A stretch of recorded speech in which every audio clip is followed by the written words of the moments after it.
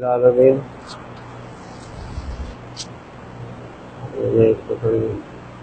Hello بسم اللہ الرحمن الرحیم الحمد للہ رب العالمین والصلاة والسلام علی سید الانبیاء والمرسلین وعلی آلہ واصحابہ اجمعین اما بعد اعوذ باللہ من الشیطان الرجیم بسم اللہ الرحمن الرحیم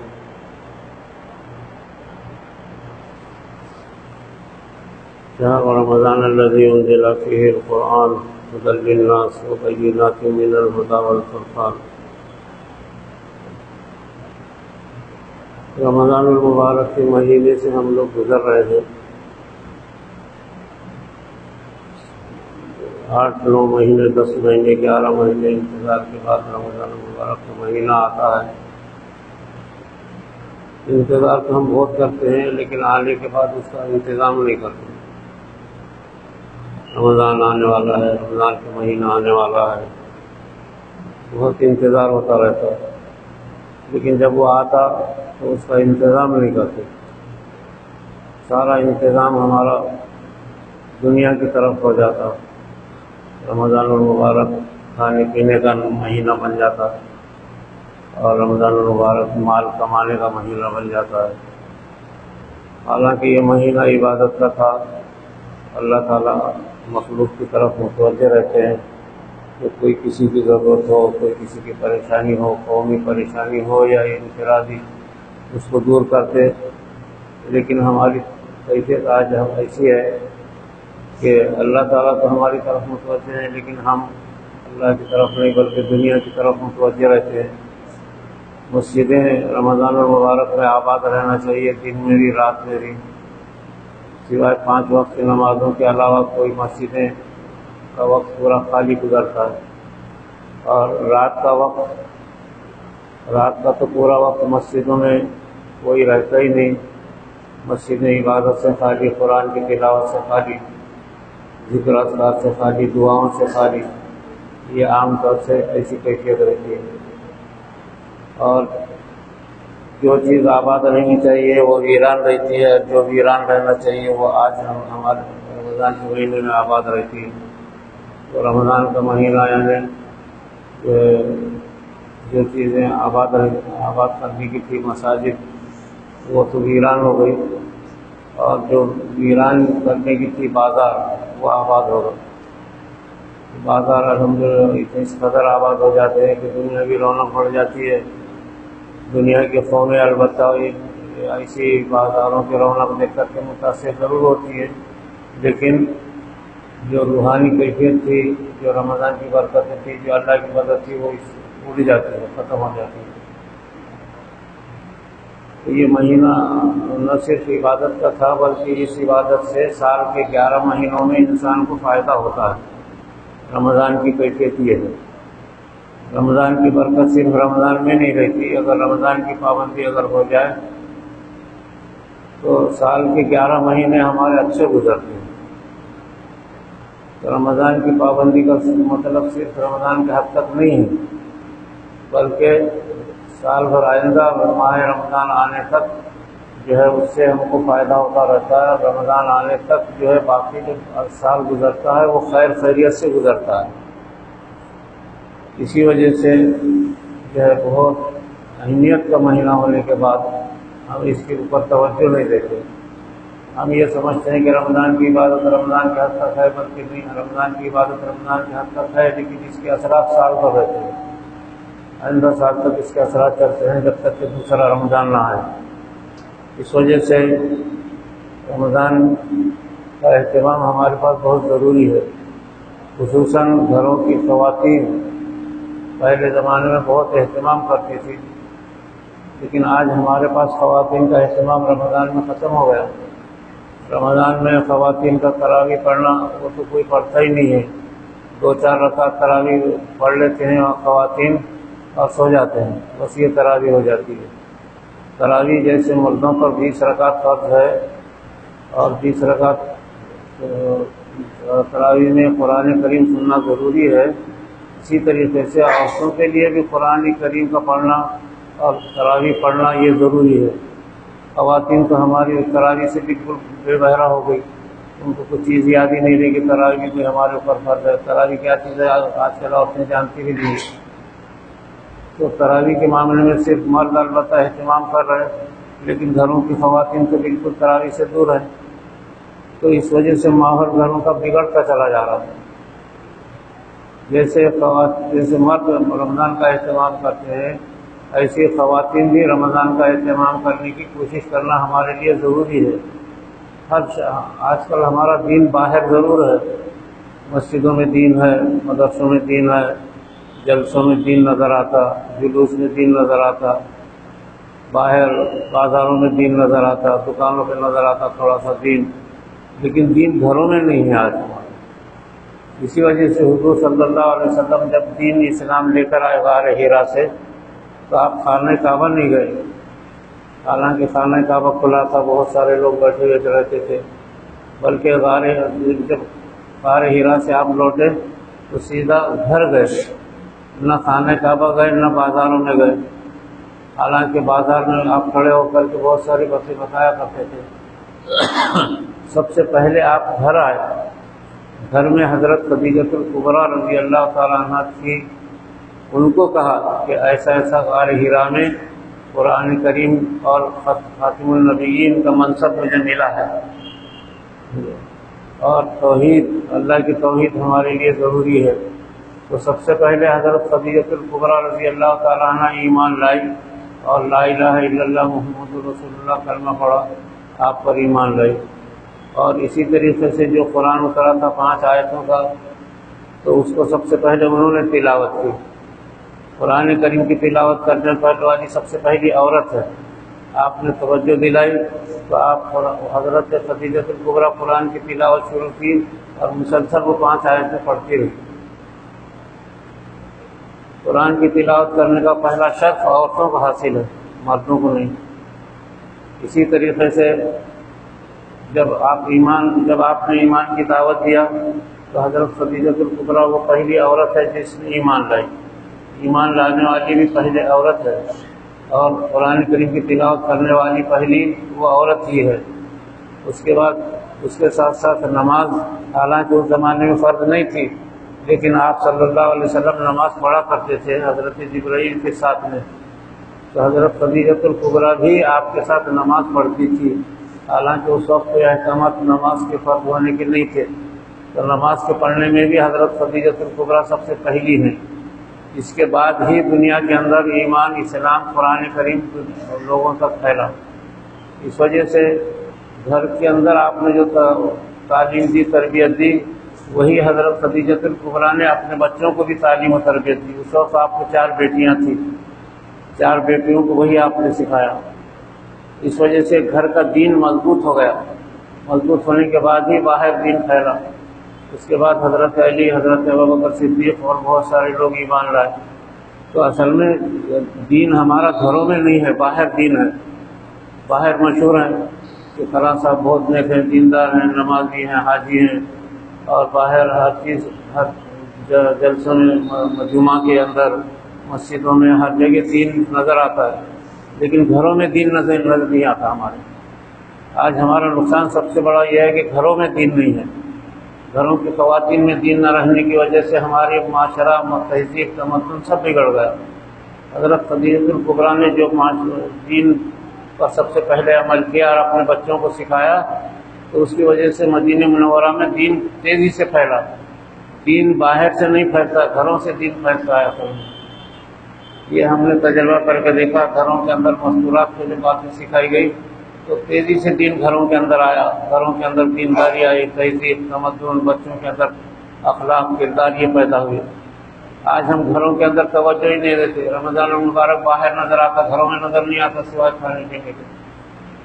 تو رمضان المبارک کو گھروں میں پیدا کرنا یہ ہمارے لیے ضروری ہے۔ دینداری گھروں میں پیدا کرے، پہلے دینداری اور دین کا علم سب سے پہلے گھروں میں آنا چاہیے۔ آپ صلی اللہ علیہ وسلم نے اسی وجہ سے جب گھروں میں دین سکھایا تو یہی ماحول گھروں کے اندر عورتوں کے ذریعے سے عورتوں میں پھیل گیا۔ عورتوں سے عورتوں کے اندر چیزیں بہت جلدی پھیل جاتی ہیں۔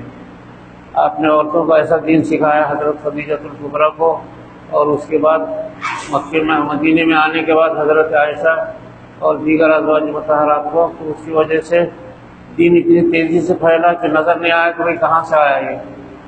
اصل میں گھروں کے اندر دین ہونا ضروری ہے۔ گھروں میں دین ہی نہیں ہے ہمارے، نہ قرآن کی تلاوت ہے گھروں کے اندر، نہ ذکر ہے، نہ اذکار ہے، نہ دعا ہے، نہ گھروں کی عورتیں نماز پڑھ رہی ہیں۔ اس سے بڑی مشکل سے جو ہے رمضان میں کوئی روزہ رکھی، جو نہیں رکھتی وہ نہیں رکھتی، اور بڑی مشکل سے کچھ عورتیں جو ہے دینداری کی طرف کا عمل کرتے ہیں، باقی سب غیر آباد ہیں۔ میرے عزیز دوست، اسی وجہ سے گھروں میں برکتیں نہیں ہیں۔ حالانکہ باہر بہت دین نظر آتا ہے، لیکن گھروں میں برکتیں نہیں ہیں۔ گھروں کے اندر ساری بیماریاں، گھروں کی پریشانیاں، گھروں کے اندر اولاد نافرمان، گھروں کے اندر بیٹیوں کی شادیاں نہیں ہو رہی، گھروں کے اندر بیماریاں، گھروں کے اندر ایک دوسرے سے لڑائی جھگڑے، یہ عام ہے ہمارے پاس۔ اور باہر دین بہت ہے، بڑی بڑی مینار نظر آتی ہیں، مسجدوں کی میناریں نظر آتی ہیں، جلسے جلوس اور بڑے اعلان، اخبارات، جلسہ اور وعظ نصیحت، بڑے بڑے تقریریں سب ہوتی رہتی ہیں۔ یہ صرف دین ہمارا باہر ہے، اندر دین نہیں ہے، کھوکھلا ہو گیا ہمارا دین اندر۔ اسی وجہ سے رمضان المبارک میں اصل میں خاص طور سے اس بات کا اہتمام کرنا ہمارے کہ ہم گھروں کے اندر دین پیدا کریں۔ جب تک گھروں میں دین پیدا نہیں ہوگا، کوئی برکتیں نہیں ہوں گی گھروں کے اندر۔ ہمارے گھروں میں بے برکتی عام ہے، پریشانی عام ہے گھروں کے اندر۔ حالانکہ صاحب گھر کا جو بڑا رہتا ہے وہ بہت دیندار نظر آتا ہے، لیکن گھروں کے اندر بے برکتی، پریشانی۔ اب کوئی گھر ایسا نہیں، امیر ہو یا غریب، دولت مندی ہے تو گھر میں اس قدر پریشان رہتا ہے کہ اس کا معاملہ ہر طریقے سے بگڑا ہوا رہتا ہے۔ مالدار گھر بھی پریشان ہے، غریب گھر بھی پریشان رہتے ہیں۔ ہر ایک کی پریشانیاں الگ الگ رہتی ہیں، لیکن پریشانیاں سب کو ہیں پھیلی ہوئی۔ ان پریشانیوں کو دور کرنے کا واحد علاج یہ ہے کہ ہم گھروں کے اندر دین پیدا کریں۔ گھروں میں خواتین، آج ہماری خواتین کتنی ہیں جو تراویح پڑھتی ہیں؟ باہر تو لوگ مرد آ کر کے مسجدوں میں بڑے شان سے تراویح پڑھ رہے ہیں، لیکن ان کی مائیں، ان کی اہلیاں، ان کی بیویاں، ان کی بہنیں گھروں میں کوئی تراویح وراویح نہیں ہوتی۔ یہ بہت بے دینی کی سب سے بڑی وجہ یہی ہے، گھروں کے اندر دین نہیں ہے۔ رمضان المبارک میں کم سے کم کیونکہ رات میں اٹھنا رہتا ہے، دن میں اس کا شور و غوغا رہتا ہے، اس وجہ سے ہم گھروں میں یہ کوشش کریں کہ دینداری گھر میں قائم ہو، باہر نظر آئے نہ آئے، لیکن دینداری گھر میں ہونا ضروری ہے، تبھی دین پھیلتا ہے، نہیں تو دین نہیں پھیلتا۔ اسی وجہ سے مدینہ منورہ میں سب سے پہلے دینداری گھروں میں پیدا کی گئی، اس کی وجہ سے گھروں میں نسلیں اچھے پیدا ہوئی، اور اس کا نتیجہ دیکھا گیا کہ رمضان المبارک میں 17 رمضان کو جنگ بدر ہوئی۔ مدینہ منورہ آپ تشریف لائے تھے، لا کر کے ابھی 1 سال نہیں ہوا تھا کہ جنگ کے حالات پیدا ہو گئے، دنیا کی قومیں آپ کا حملہ کرنا شروع کر دی۔ مدینہ کی 10 سال کی زندگی میں دنیا کی قوموں نے بہت حملے کیے آپ کے اوپر، تقریباً 30 حملے دنیا کی قوموں نے کیا، اور ہر حملے کا آپ نے جواب دیا۔ تقریباً 27 جنگیں لڑی ہیں آپ نے 10 سال مدینہ منورہ کے اندر۔ مدینہ آتے ہی لوگ دشمن ہو گئے، عام طور سے لوگ دین کے دشمن رہتے ہیں۔ ہمارے پاس تو بلکہ ہمارے ماحول میں بھی ایسا ہے، دینداری کی مخالفت ہمارے گھروں میں خود اپنے مسلمانوں میں بہت ہوتی رہتی ہے۔ جہاں دینداری کا کوئی نیا کام شروع ہوا اس میں فتنے پیدا ہو جاتے ہیں، جہاں کوئی دین کی بات چلی وہاں فتنے پیدا ہو جاتے ہیں۔ یہ تو ہمارے اندر ہو گیا۔ وہ زمانے کے اندر مدینے میں جب آپ تشریف لائے تو لاتے ہی آپ ابھی آرام سے بیٹھے ہی تھے، آپ نے ایک مسجد بنائی، آپ نے اپنا گھر بنایا، اور کل 300 آدمی مدینہ منورہ تشریف لائے تھے، باقی کچھ لوگ ایمان لائے تھے۔ ابھی آپ اطمینان سے بیٹھے ہی نہیں تھے کہ مکے سے حملے کی تیاری شروع ہو گئی، اور اس قدر زبردست تیاری کی کہ انہوں نے ارادہ کیا کہ محمد اب مکے سے اگر چلے گئے ہیں لیکن مدینے میں ان کو ان کے ساتھیوں کو سب کو قتل کر دیا جائے۔ اس تیاری سے مکے کے لوگوں نے حملہ کیا، اور 17 رمضان کو روزے کی حالت میں، بھوک پیاس میں، آپ کے پاس کوئی تیاری نہیں تھی، کوئی ہتھیار نہیں تھے، کچھ نہیں تھے، لیکن آپ نے ہر حملے کو روکا ہے، آپ نے دفاع کیا ہے۔ کبھی بھی آپ نے جنگ و جہاد حملہ کر کے نہیں کیا ہے، بلکہ جو حملہ ور ہوتے تھے اس کو روکتے تھے آپ۔ تو 10 سالہ زندگی کے اندر پہلی جنگ بدر ہوئی، 17 رمضان کو ہوئی، بھوک کی حالت میں، رمضان کی حالت میں، وہاں کوئی پانی نہیں، وہاں کوئی سڑکیں نہیں، وہاں کوئی لائٹ نہیں، وہاں کوئی نر نہیں، کوئی کسی قسم کی کوئی سہولت نہیں تھی، غربت میں، پریشانی میں۔ ابھی مکے میں آ کے بیٹھے ہی تھے کہ مکے کے لوگ حملہ آور ہو گئے، اور میدان بدر میں وہ لوگ بڑی تیاری سے آ کر کے انہوں نے یہ ارادہ کیا کہ محمد کو اور محمد کے ماننے والوں کو سب کو پورا مدینہ پورا صاف کر دیں گے، ایسا اس تیاری سے آئے۔ لیکن اللہ تبارک و تعالیٰ کیونکہ رمضان میں آپ کی تیاری بہت مضبوط رہتی تھی عبادت کے لحاظ سے، 24 گھنٹے آپ قرآن کریم کی تلاوت کرتے تھے، اور تمام صحابہ کو آپ نے حکم دیا تھا کہ 24 گھنٹے، اور حالانکہ قرآن کریم اس وقت صرف 10 پارے آیا تھا، 10 یا 12 پارے آیا تھا، بس جتنا اترا تھا اتنا ہی پڑھتے تھے صحابہ۔ 24 گھنٹے پڑھنے کا حکم تھا، پڑھتے رہو، بس پڑھتے رہو۔ چنانچہ جب صحابہ کرام قرآن کریم کی تلاوت کثرت سے مدینے میں کرنے لگے تو مدینے میں فرشتے اترتے تھے، فرشتے صحابہ کے پاس آ کے بیٹھتے تھے، فرشتے آپ کے پاس آتے تھے، جبرائیل آپ کے پاس آ کے بیٹھتے تھے۔ قرآن کریم ایک ایسی طاقت ہے، یہ آسمان کو ہلاتا ہے، آسمان کی مدد زمین پر لاتا ہے۔ چنانچہ صحابہ کرام جنگ بدر سے پہلے مدینے میں رات اور دن قرآن کی تلاوت کرتے تھے، اور نماز اس وقت فرض ہو گئی تھی، نماز بھی پڑھ لیتے تھے، رمضان کی عبادتیں بھی ہوا کرتی تھی، ساری چیزیں ہوتی تھیں۔ اور ابھی آپ نے اطمینان کی سانس ہی نہیں لیا تھا جب تک مکے کے لوگ حملہ آور ہو گئے۔ مکے کے لوگوں نے بڑی تیاری سے حملہ کیا، حالانکہ آپ کے پاس کچھ بھی نہیں تھا، 313 آدمی، عرب کے وہ نوجوان جو ایمان لائے تھے وہ 313 تھے، اور مکے سے جو حملہ آور ہوئے وہ 1200-1500 کے قریب تھے، اور بڑی تیاری سے بڑے ہتھیار، مال دولت اپنی عورتوں کو ساتھ لے کر آئے تھے میدان جنگ میں، تاکہ وہ ہمت دلائیں۔ لیکن چونکہ عبادت رمضان کی مضبوط تھی آپ صلی اللہ علیہ وسلم کی، قرآن کی تلاوت بار بار ہو رہی تھی، تو فرشتے اترتے تھے۔ چنانچہ قرآن کی تلاوت نے فرشتوں کو اتارا میدان بدر میں۔ آج وہ پہاڑ موجود ہے، اس کو جبل نور کہتے ہیں، جہاں پر فرشتے میدان جنگ بدر میں اترنے کے لیے آسمان سے اس پہاڑ پر اترتے تھے، اور وہاں سے میدان بدر میں آتے تھے۔ جو لوگ حج بیت اللہ کو جاتے ہیں ان کو وہ پہاڑ نظر آتا ہے جو خالص ریت کا ہے، اور اتنا نرم ہے، اتنا صاف پاک ہے۔ آج بھی وہ پہاڑ ویسی ہے، اسی پر وہ فرشتے اترتے تھے، اور مسلح اترتے تھے، مسلح ہو کر کے، اور میدانی بدر کی طرف دوڑتے ہوئے لوگوں کو نظر آتے تھے۔ اور صحابہ کرام سب قرآن کریم کی تلاوت 24 گھنٹے کرتے تھے، کیونکہ وہ اہل زبان تھے، سب کو قرآن کریم یاد رہتا تھا۔ قرآن کریم ایک ایسی طاقت ہے جو اللہ کی مدد کو دنیا میں لاتا ہے۔ آج مسلمانوں نے قرآن کریم چھوڑ دیا، ہماری اللہ کی کوئی مدد دنیا میں ہماری نہیں ہو رہی، بلکہ ہماری تباہی دنیا کے اندر ہو رہی ہے۔ میرے عزیز دوستوں، قرآن کریم کو دنیا میں لایا جائے، اور اس کی رات اور دن تلاوت آج اگر ہمارے گھروں میں ہو تو آج اللہ تعالیٰ آسمان سے ہماری مدد کر سکتے ہیں۔ چنانچہ فرشتوں نے ایسی مدد کیا جنگ بدر میں کہ جنگ بدر کی مدد مشہور ہے، ایسی مدد کی کہ فرشتے 313، حالانکہ 313 ہی تھے عرب کے نوجوان جو میدان بدر میں کھڑے ہوئے تھے اور جنگ لڑ رہے تھے باقاعدہ، اور فرشتے بھی ساتھ ہی ساتھ تھے، اور صحابہ کرام کو ہمت دلاتے تھے، آگے بڑھو، لڑو، کرو، اور بہت سارے معاملات میں کبھی مدد بھی کرتے تھے۔ کبھی کبھی ایسا بھی ہوا کہ ایک صحابی کسی مقابل دشمن سے لڑ رہے ہیں تو اس میں فرشتہ بھی شریک ہو جایا کرتا تھا، اور وہ ہمت دلاتا تھا، یہ اس طریقے سے حملہ کرو۔ اس طریقے سے کیونکہ قرآن کی تلاوت جاری تھی، مدد آسمان سے جاری تھی، جنگ بدر میں مسلمان کامیاب ہو گئے، 313 تھے، اور جنگ بدر کی کامیابی ایسی ہوئی کہ اس کی دھاک پوری دنیا پہ بیٹھی۔ اس زمانے میں ایران کی سلطنت اور روم کی سلطنت ایسی تھی جو دنیا کی بڑی سلطنت ہی سمجھی جاتی تھی۔ وہ لوگ حیرت میں ہو گئے کہ ایسے ان پڑھ لوگ، نوجوان 313، انہوں نے مکے کے اتنے طاقتور لوگوں کو ہرا دیا جو برسوں سے جنگ لڑتے تھے۔ حیرت میں رہ گئے۔ تو جنگ بدر کی کامیابی نے دنیا کے رخ کو موڑا، اور امت نے ایسی ہمت پیدا کر دی، یہ قیامت تک رہے گی۔ اگر مسلمان قیامت تک قرآن کریم کی تلاوت کرتے رہیں گے تو اللہ کی مدد دنیا میں امت مسلمہ کی ہوگی اور ہوتی رہے گی۔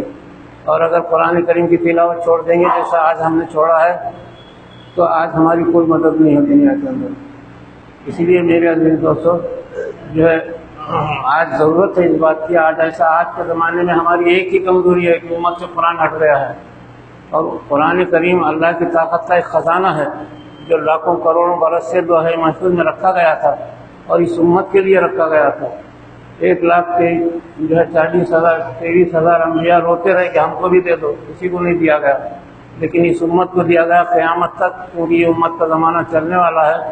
اس لیے ایک مدد کی طاقت ہے جو ہمارے پاس موجود ہے، لیکن ہم اس کو حاصل کرنے سے معذور ہیں، اس پر کوئی توجہ نہیں ہے۔ کوئی انسان قرآن کی تلاوت نہیں کرتا۔ روزانہ قرآن کی تلاوت اصل میں ضروری ہے۔ دنیا میں جو مدد آتی ہے اللہ قرآن کریم کی تلاوت سے آتی ہے، چاہے پڑھنے آتا ہو نہ آتا ہو، سمجھ میں آتا ہو نہ آتا ہو، لیکن اس کی تلاوت کرنا، ہاتھ میں قرآن کریم باوضو لے کر کے، یہ سب سے بڑی عبادت ہے، افضل عبادت یہ ہے۔ اور قرآن کریم سے ہی دوسری عبادت ہے، نماز ہے قرآن کریم کی وجہ سے، حج ہے قرآن کریم کی وجہ سے، روزہ ہے قرآن کریم کی وجہ سے۔ قرآن کریم ہی اصل طاقت ہے جو ہم نے چھوڑ دیا ہے دنیا کے اندر۔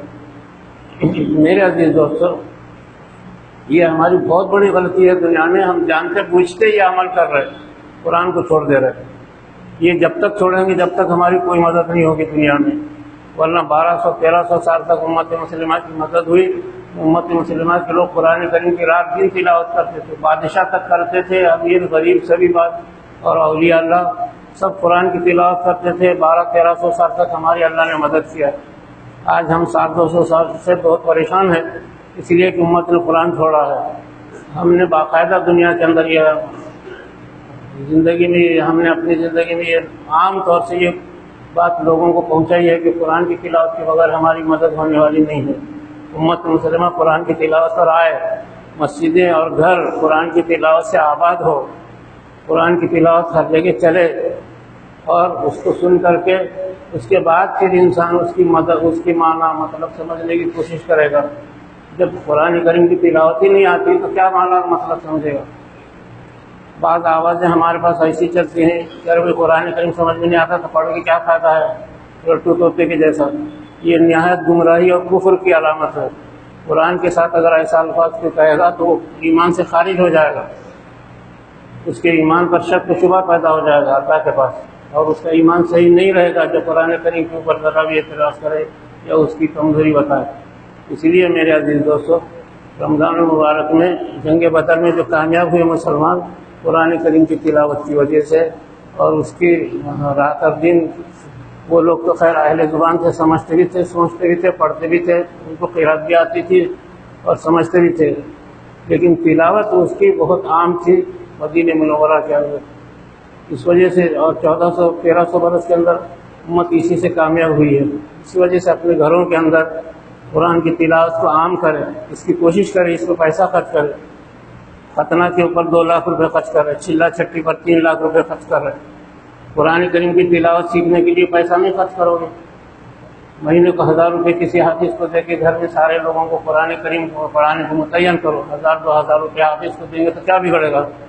کئی حفاظ اس وقت اللہ کے فضل سے آئے ہیں جو ہر محلے میں تقریباً حافظ ہیں، لیکن قرآن ان سے کوئی فائدہ اٹھانے کی کوئی کوشش نہیں ہے، اور نہ کوئی ان کا اعزاز اکرام ہے۔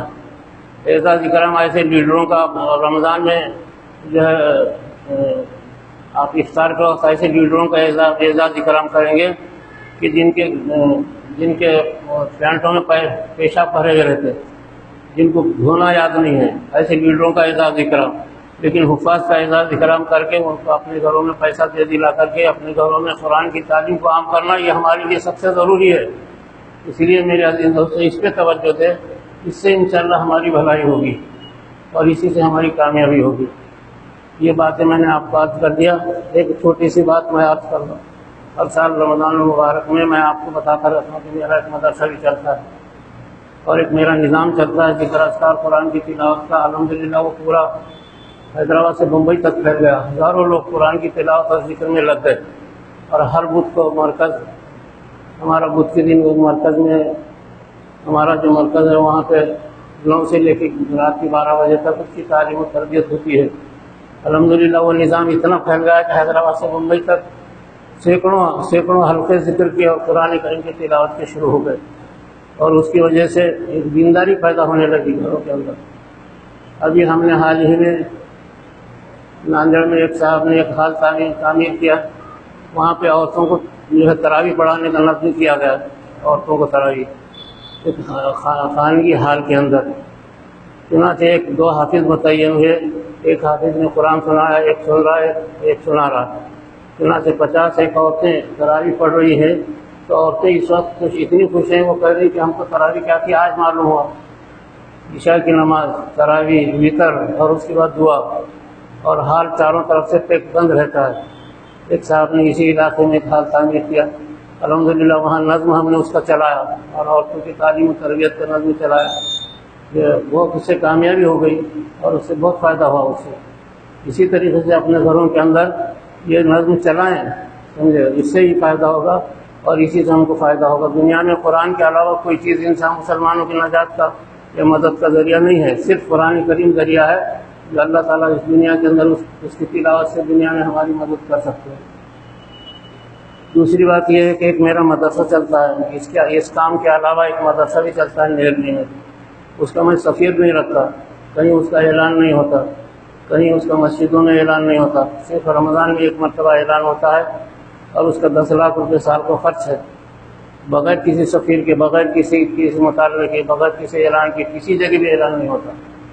الحمدللہ 10 لاکھ روپے رمضان میں وصول ہونے کی امید رہتی ہے اور مدرسہ سال بھر چلتا رہتا ہے، کیونکہ ہم کو سال بھر دوسرے کام رہتے ہیں، ہم چندہ رات دن چندہ وصول کرنے کا کام ہی نہیں کرتے، رمضان میں ایک مرتبہ اعلان کر دیتے ہیں، کیونکہ یہاں میرا ہر جمعہ میں چونکہ میں آتا رہتا ہوں، اس وجہ سے آپ لوگوں پر میرا حق ہے کہ رمضان میں اس کی مدد کرے۔ مدرسے کی 10 لاکھ روپے اس کا خرچ ہے اور اس میں بہت ساری چیزیں ہوئی، اور بلکہ اب ایک لڑکوں کا مدرسہ بن رہا ہے، ایک پارٹی حیدرآباد کی آئی ہے، انہوں نے کہا ہم آپ کو لڑکوں کا مدرسہ بنا کے دے دیں، چنانچہ رمضان کے بعد وہ کام شروع کرنے والے ہیں۔ بہرحال یہ کام ہے، تو ہمارا اعلان جو رہتا ہے یہ مدینہ ہارڈ ویئر میں آپ رقمیں جمع کر سکتے ہیں۔ اور دوسری بات ہے، آج جمعہ ہے، یہ اس کونے میں 2-4 بچے بیٹھیں گے، رسید بخیر ان کے پاس، جو رقمیں دینا چاہتے ہیں ان سے دے کر کے رسید حاصل کریں، یہ ہماری آپ لوگوں سے گزارش ہے، اور یہ ہر سال ایک مرتبہ ہم کرتے رہتے ہیں۔ باقی سال بھر ہمارا کوئی اعلان، کوئی سفیر ہمارا قطعی کوئی چیز نہیں، صرف رقمیں براہ راست ہمارے پاس آتی رہتی ہے، مدرسہ چلتا رہتا ہے، کوئی لینا دینا نہیں، کوئی جھگڑے کا انتظام نہیں۔ بہت اس میں بڑی ایک عمارت ہے جس میں لڑکیوں کا پورا انتظام ہے، لڑکوں کا مدرسہ تعمیر ہونے والا ہے، ایک صاحب نے وعدہ کیا کہ پوری بلڈنگ ہم بنا کے دے دیں گے، انشاءاللہ وہ رمضان کے بعد آئیں گے اور وہ بنا کے دینے والے ہیں۔ 1.5 ایکڑ زمین ہے ہماری نیرلی کے اندر، جس میں چاروں طرف سے باؤنڈری وال ہے، اس کی سارے انتظامات ہیں، سارے انتظام سے مدرسہ چلتا رہتا ہے۔ تو یہاں پر وہ بیٹھے رہیں گے، ابھی نماز کے بعد 2-3 بچے رسید بک ہے ان کے پاس، آپ رقمیں دے کر کے رسید حاصل کر لیں، اور جو جن کے پاس نہ ہو رقم مدینہ ہارڈ پہ جمع کر دیں۔ یہ ہماری آپ حضرات سے گزارش ہے، اللہ تعالیٰ عمل کی توفیق عطا فرمائے۔ وآخر دعوانا کیسے